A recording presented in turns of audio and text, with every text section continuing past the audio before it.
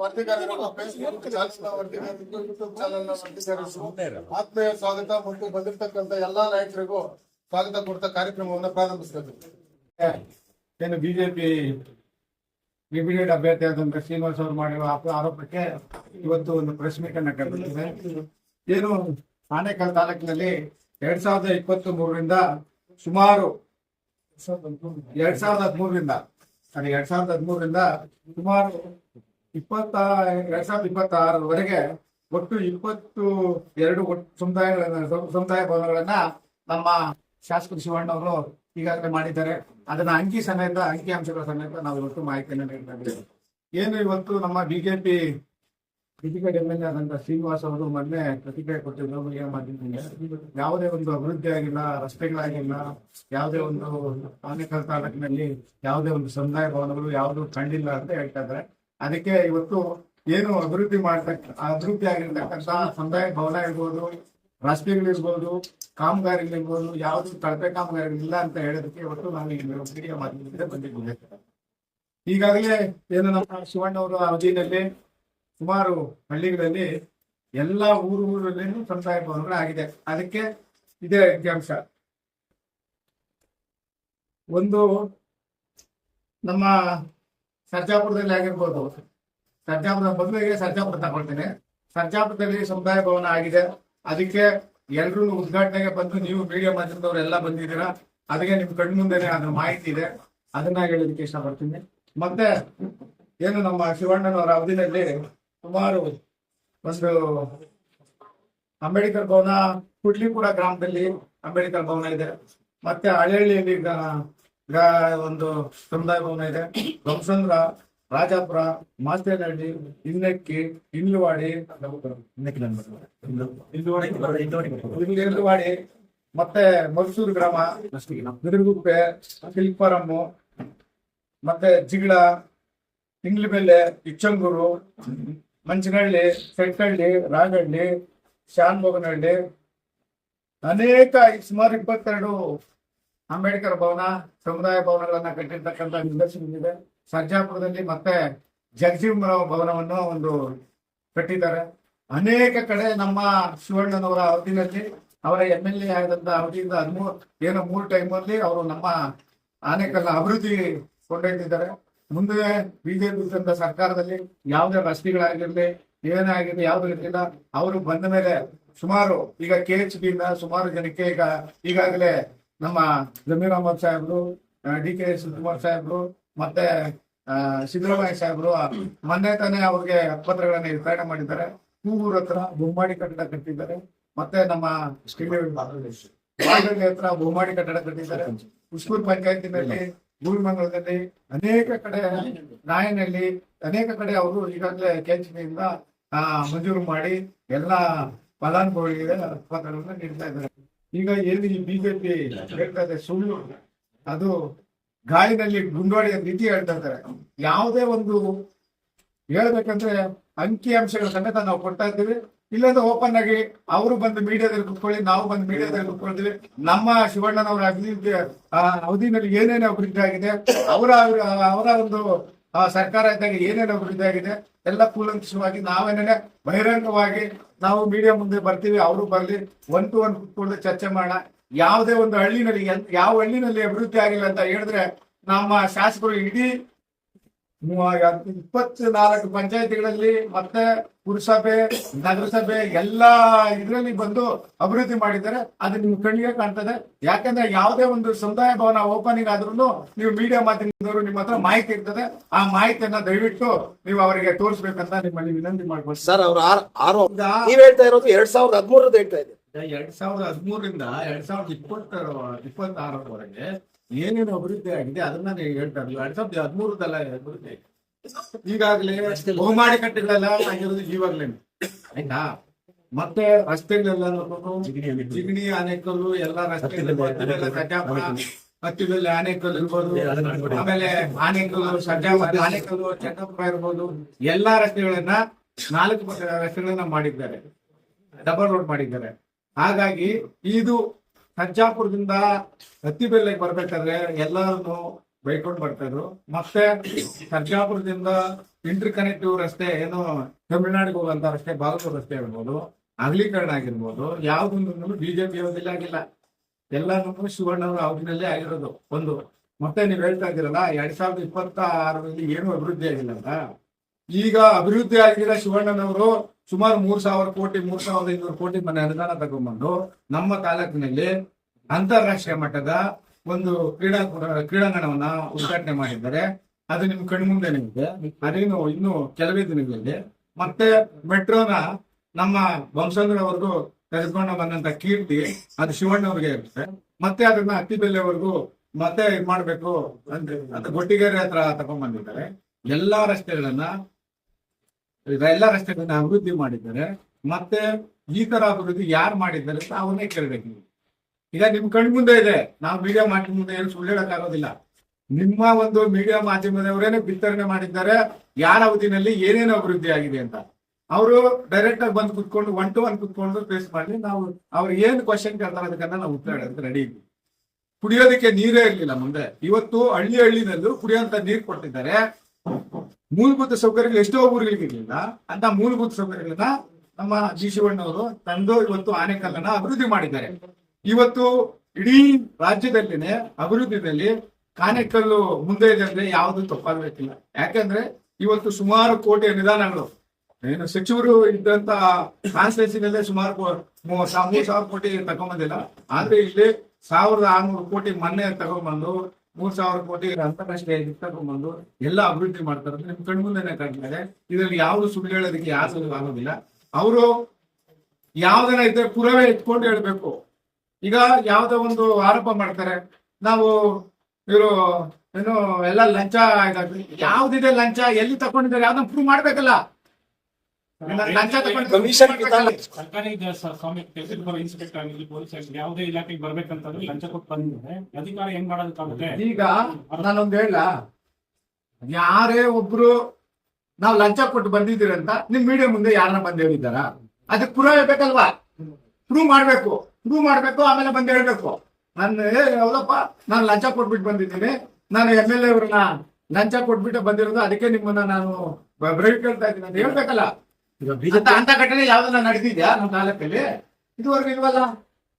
ಅವ್ರು ಹೇಳೋದಿಕ್ಕೆಲ್ಲ ಅವರು ಸುಮ್ಮನೆ ಆರೋಪಗಳು ಮಾಡ್ತಾನೆ ಇರ್ತಾರೆ.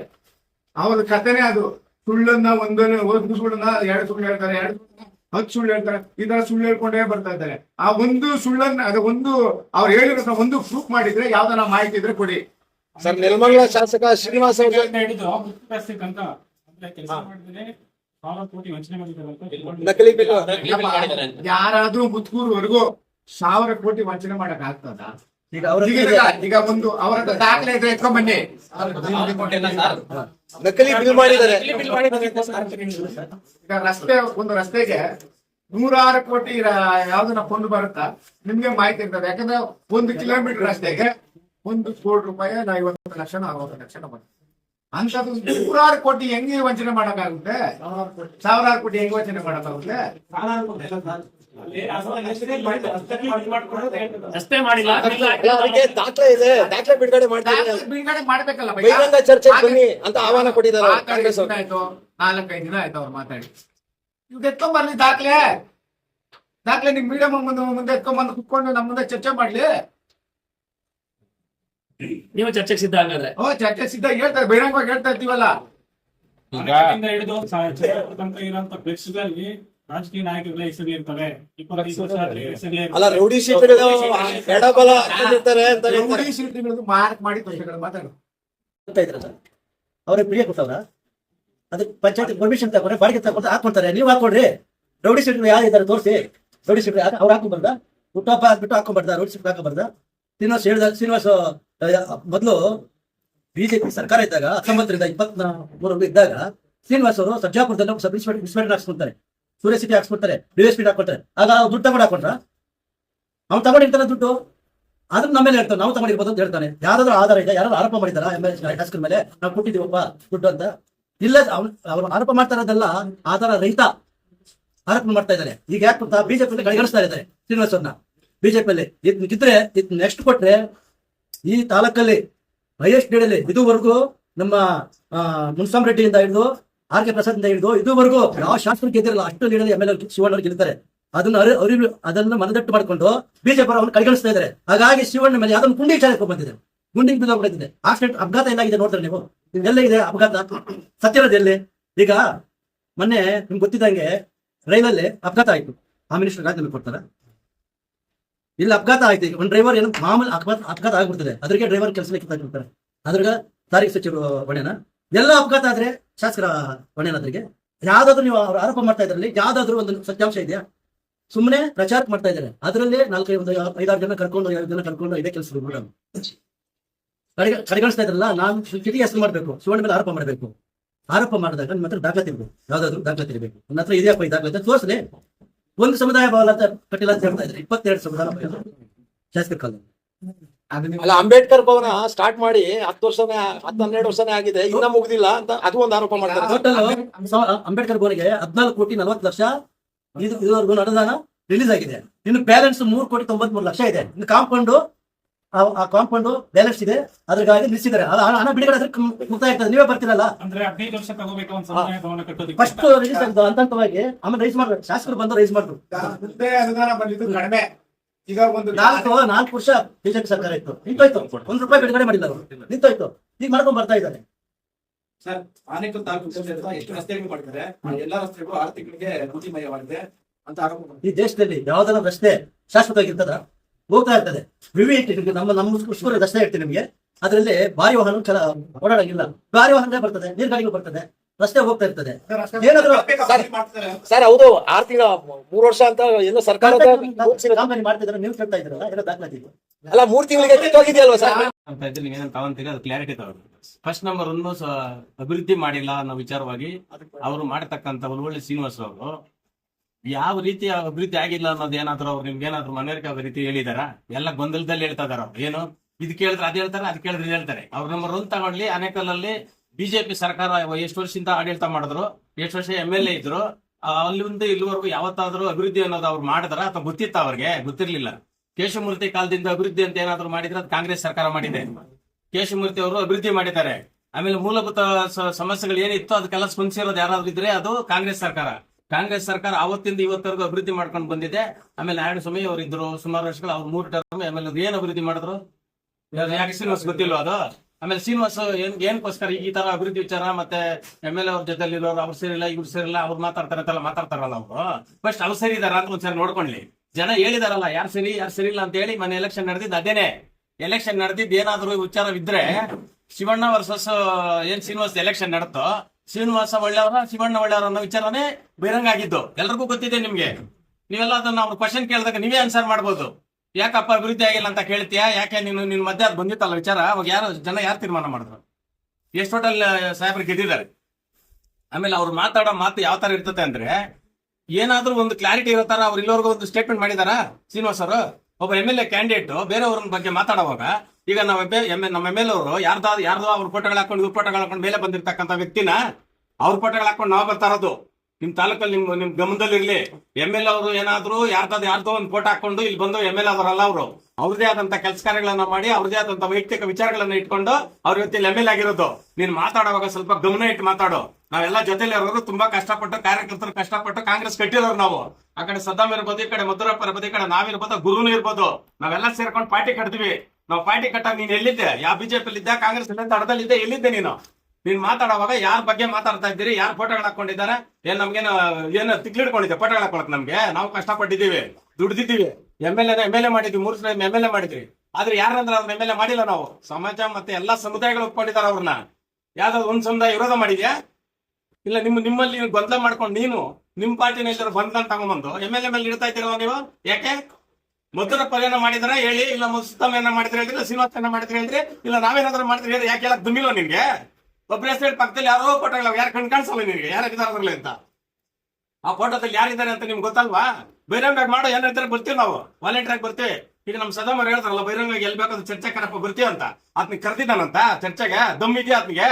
ಎಲ್ಲಿ ಕರಿತಾನ ಕರೀಲಿ ಬರ್ತೀವಿ ನಾವು. ಎಲ್ಲಿ ಅಭಿವೃದ್ಧಿ ವಿಚಾರದಲ್ಲಿ ಬರ್ತಾನ, ಭ್ರಷ್ಟಾಚಾರದಲ್ಲಿ ವಿಚಾರ ಬರ್ತಾನ, ಇಲ್ಲ ಫೋಟೋಗಳ ವಿಚಾರದಲ್ಲಿ ಬರ್ತಾನ, ಯಾವ್ದ್ರಲ್ಲಿ ಬರ್ತಾನ ಬರ್ಲಿ ಅಂತ ನಾವು ರೆಡಿ ಇದ್ದೀವಿ. ಅದು ನಮ್ಮ MLA ಬರೋಲ್ಲ, ನಾವೇ ಬರೋದು. ಏನ್ ಕೂತಿದ್ದೀವಿ ಇಲ್ಲಿ, ನಾವೇ ಬರೋದು ನಿನ್ನ ಹತ್ರ ಇದ್ ಮಾಡೋದಿಕ್ಕೆ. ಬಟ್ ನೀನು ಸರಿಯಾಗಿ ಮಾತಾಡೋದು ಫಸ್ಟ್ ಕಲ್ತ್ಕೋ. ಆಮೇಲೆ ಯಾರ ಮೇಲೆ ಅಪರಾಧ ಮಾಡ್ಬೇಕಾದ್ರೆ ಸರಿಯಾದ ದಾಖಲಾತಿ ಇಟ್ಕೊಂಡು ಅಪರಾಧ ಮಾಡೋ. ಯಾರೋ ಹೆಂಗ್ ಹೇಳ್ತಿ ಅಂದ್ರೆ ಪೊಲೀಸರು ದುಡ್ಡು ಇಸ್ಕೊಂಡ್ಬಿಡ್ರು, ದಿವಸ ಇಸ್ಕೊಂತಾರೆ, ಅಲ್ಲಿ ಹೋಗ್ತಾರೆ, ಇಲ್ಲಿ ಆ ತರದ ಮಾಡೋದು. ಎಮ್ ಎಲ್ ಎ ಕ್ಯಾಂಡಿಡೇಟ್ ಅದು ಮಾತಾಡೋದು. ನಿನ್ಗೆ ಬುದ್ಧಿ ಕಲ್ಸಿದಾರಲ್ಲ ಜನ, ಬುದ್ಧಿ ಕಲ್ತ್ಕೋ ಫಸ್ಟ್ ಸರಿಯಾಗಿ. ಇನ್ನು ಎಷ್ಟಂತ ಕೊಡ್ಬೇಕು ನಿನ್ ಟೈಮ್ ಹೇಳು. ನಮ್ಮ ಎಮ್ ಎಲ್ ಎ ನಿಮ್ಗೆ ಏನು ಮಾಡಕ್ಕಾಗಲ್ಲ ನಿಮ್ ಕೈಲಿ. ಯಾಕೆಂದ್ರೆ ಅವ್ರು ಎಲ್ಲಾ ಸಮುದಾಯದಲ್ಲಿ ವಿಶ್ವಾಸ ಕಳಿಸಿ ಸರಳ ಸಜ್ಜನಿಕೆ ಇನ್ನೊಂದು ಹೆಸರು ಇರೋದೇ ಅವ್ರದ್ದು. ಅವ್ರು ಯಾರ್ದಾನ ಅಪರಾಧ ಮಾಡಿದ್ರೆ ಹೇಳಿ ಹೋಗ್ಲಿ. ಏನಾದ್ರು ಇದ್ರೆ ಸುಮ್ನೆ ಅವ್ರ ಮೇಲೆ ಏನಾದ್ರು ಒಂದ್ ಮಾಡ್ತೀರಿ. ಈ ಟೈಮಲ್ಲಿ ಬೇಕಂತ ಮಾಡ್ತಾ ಇರೋದು. ಮಿನಿಸ್ಟ್ರಿ ಕೇಳಕ್ ಹೋಗಿದ್ದಾರೆ, ಮತ್ತೇನ್ ಮನೇಲಿ ಕುತ್ಕೊಂಡು ಕೆಲಸ ಮಾಡಕ್ಕಾಗತ್ತಾ? ಮಿನಿಸ್ಟ್ರಿ ಕೇಳಕ್ ಹೋಗಿದ್ದಾರೆ, ಅರ್ಹತೆ ಐತೆ ಅವ್ರಿಗೆ ಮಿನಿಸ್ಟ್ರಿ ಕೊಡ್ಬೇಕು. ಸರ್ಕಾರದಲ್ಲಿ ಕೂಡ ಚರ್ಚೆ ನಡೀತಾ ಇದೆ ಇವತ್ತು. ಏನ್ ಮಿನಿಸ್ಟ್ರಿ ಕೊಡ್ಬೇಕು ಅಂತ ಅಭಿವೃದ್ಧಿ ಮಾಡಿದ್ದಾನೆ ಅಂತ. ನಿಮ್ದೇನಿದೆ? ನೀನ್ ಕೊಟ್ಬಿಡ್ತಾರೆ, ಹಂಗ್ ಮಾಡ್ಬಿಡ್ತಾರೆ. ಅದೇನು ಪದಗಳು ನಿಮ್ದು? ಏನ್ ಭಾಷೆ ನಿಮ್ದು? ಸರಿಯಾಗಿ ಭಾಷೆ ಮೇಲೆ ಹಿಡಿತ ಇಟ್ಕೊಂಡು ಮಾತಾಡಿ. ಶ್ರೀನಿವಾಸ್ ಅವರೇ, ನಾವು ಕೂಡ ಇಲ್ಲಿ ಇದ್ದೀವಿ.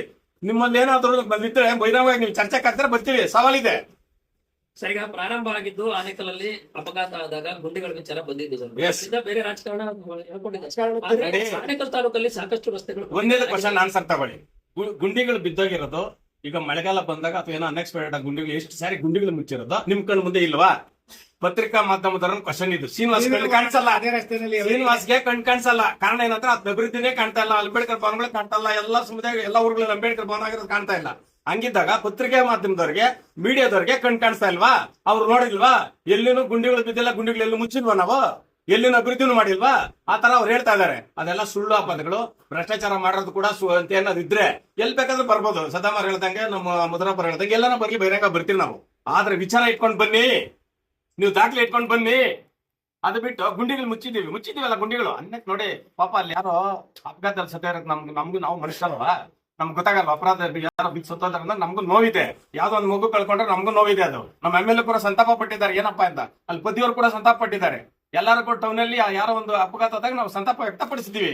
ಹಂಗಂತೇಳಿ ಗುಂಡಿಯಿಂದನೇ ಬಿದ್ದೋದ್ರು ಅಂತ ಮಾತಾಡಿ ಹುಟ್ಟಿಸ್ತಿರಲ್ಲ ನೀವು ಬಿಜೆಪಿ ಅವರು. ಸರಿನಾ? ಅದು ಯಾವ ಅಪಘಾತ ಆದ್ರೂ ಗುಂಡಿಯಿಂದನೇ ಆಗಿರ್ತದ? ಏನೋ ಒಂದು ಕಾರಣ ಇರ್ತದೆ. ಅದನ್ನ ಎಮ್ ಎಲ್ ಎ ಮೇಲೆ ಹಾಕ್ಬಿಟ್ಟು ದಯವಿಟ್ಟು ನೀವು ನಿಮ್ದು ಏನಾದ್ರು ವಿಚಾರ ಇದ್ರೆ ನೀವು ಬಹಿರಂಗವಾಗಿ ಬನ್ನಿ, ಏನ್ ಬೇಕಾದ್ರೂ ನೀವು ಮಾತಾಡಿ. ಮತ್ತೆ ನೆಕ್ಸ್ಟ್ ಏನ್ ಹೇಳಿ ಸರ್, ಇದೇ ಪಕ್ಷದಲ್ಲಿ ಗುರ್ಸ್ಕೊಂಡಿರ್ತಕ್ಕಂಥವ್ರು ಜಯಶಂಕರ್ ಎಂ.ಎ. ಪಂಚಾಯತಿ ಗ್ರಾಮ ಪಂಚಾಯತ್ ನಾನು ರಾಜಕೀಯವಾಗಿ ನಿವೃತ್ತಿ ತಗೊಳ್ತೀನಿ, ಇದುವರೆಗೂ ದಪ್ಪತ್ರಗಳು ಕೊಡೋದಕ್ಕಾಗಿ ಇದೇ ಪಕ್ಷದವರು ಶಿವಣ್ಣವ್ರು ಕೊಡಕ್ ಆಗ್ಲಿಲ್ಲ. ಬ್ರದರ್ ಅವರು ಕೊಟ್ಟಂತ ಕಾಲದಲ್ಲಿ ಇದುವರೆಗೂ ಒಂದೇ ಒಂದು ಸೈಟ್ ಕೊಟ್ಟಿಲ್ಲ. ಅಲ್ಲ, ರಾಮಕುಟೀರದಲ್ಲಿ ಒಂದು ಕಾರ್ಯಕ್ರಮನೇ ಮಾಡಿರೋದು. ಇತಿಹಾಸ ಏನಂತ ಸುಮಾರು ಹಕ್ಕುಪತ್ರಗಳನ್ನ ವಿತರಣೆ ಮಾಡಿರ್ತಕ್ಕಂಥ ಇತಿಹಾಸ ನಿಮ್ ಕಣ್ಣು ಮುಂದೆ ಇದೆ, ನಮ್ ಕಣ್ಣು ಮುಂದೆ ಅಲ್ಲ. ಬಿಜೆಪಿ ಅವರೇ ಕೂಡ ಒಪ್ಕೊಂಡಿರ್ತಕ್ಕಂಥದ್ದು, ಬಿಜೆಪಿ ಲೀಡರ್ಸ್ ಹೇಳ್ತಕ್ಕಂಥದ್ದು. ಏನಪ್ಪಾ ನಮ್ಮ ಕಾಲದಲ್ಲಿ ಯಾವತ್ತೂ ಕೊಟ್ಟರು ಇಷ್ಟೊಂದು ಶಿವಣ್ಣ ಅವರು ಈ ರೀತಿಯಾದಂತ ಹಕ್ಕುಪತ್ರ ಕೊಟ್ಟಿದ್ದಾರೆ, ಅಭಿವೃದ್ಧಿ ಮಾಡಿದ್ದಾರೆ ಅಂತ ಹೇಳಿ ಒಪ್ಕೊಂಡಿರೋದೇ. ಅವರೆಲ್ಲ ಒಪ್ಕೊಂಡು ಅವರಲ್ಲಿ ವಿರೋಧ ಮಾಡಿದ್ರು, ಮತ್ತೆ ಗೆದ್ದಿರೋದು ಅದೇ ಕಾರಣಕ್ಕೆ ಅಲ್ವಾ? ನಾನೇ ಮುತ್ತನೂರು ಪಂಚಾಯತಿ ಮುನ್ರಾಜನವರಿಗೆ ನಾನೇ ಕೊಡ್ಸಿದ್ದೆ.